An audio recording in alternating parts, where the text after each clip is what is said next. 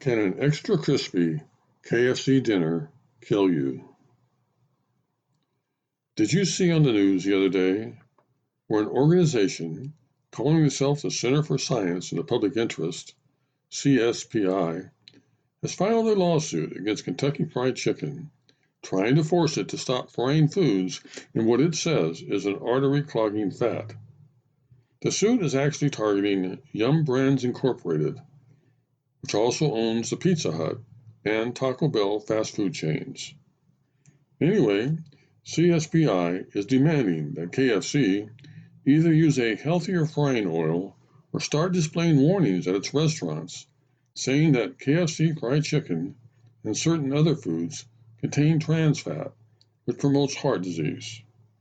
The suit goes on to say that some KFC meals are startlingly high in artery-clogging trans fat from oils used for frying, and that a typical three-piece extra crispy combo meal, my personal favorite by the way, contains a whopping 15 grams of fat.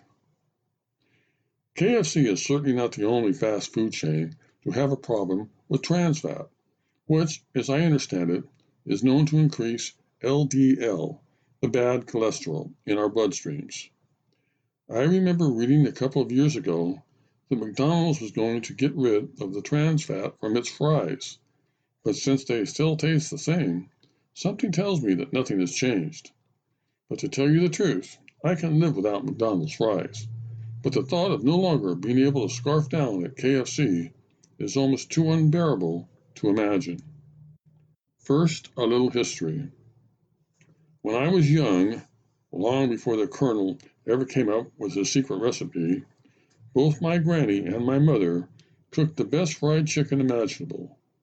Although they both prepared it often, it was never often enough for me, and I basically could have lived on the darn stuff. In fact, I remember one summer, my mother took my siblings and me on a 3-day train ride to see my granny, and since fried chicken apparently doesn't spoil too easily, my mom made a big old batch of legs, thighs, and wings to take with us.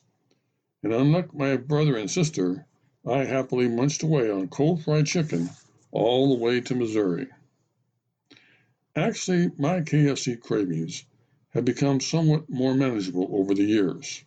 I mean, considering that there was once a time when I more or less wished that the Colonel could come up with a way to distill his secret recipe so I could just put it in a syringe and mainline it. I think I'm doing pretty good nowadays. But I'm not so sure that's the case with the younger generation when it comes to fast food and nutrition. For instance, to my knowledge, my oldest son has never in his life eaten a vegetable, although my wife has dutifully placed them before him since he was a little boy. And when he brings home one of his beloved burgers from a fast food place, the very first thing he does is sit down and remove the tomato, the lettuce, and the onions on it, just to make absolutely sure that there is no nutritional value whatsoever on the darn thing. And my middle son is much the same way when it comes to fruits. Although he will happily wolf down breakfast cereals, donuts, cakes, candy, ice cream, and soda, and most anything else with lots of sugar in it, the thought of ingesting anything that even resembles a wholesome piece of fruit makes him gag. I told him the other day that it was just a matter of time before he came down with scurvy like sailors used to get at sea from having no fresh fruit in their diets, and it led to the following little conversation. Look, Dad, just because you become a fanatic in your old age about eating all the right stuff doesn't mean I have to, he said with emphasis. I'm still young, you know, and actually care about the way the food tastes. Do you know what happens when you get scurvy? I asked him. Not really, he said, but I'm guessing the captain of the ship throws you over the side of the boat. I'll tell you what happens, I said. Your gums become spongy and all your teeth start to fall out. Well, said my son, I would rather not have any teeth at all than eat some of that yucky stuff that you do. What's wrong with the stuff I eat? I demanded to know. You eat squash, Dad. That's not even a real food. It's mush. It's good for you, I said. And you even eat broccoli and cauliflower, which smell and taste like they were either made in test tubes or died a horrible death before they ever got packaged up for sale. They're both high in vitamin A and C, I quickly reminded my son. Worst of all, Dad, you eat all those tasteless bran cereals that a person can hardly swallow without wanting to throw up. But they have lots of roughage in them, I tried to explain.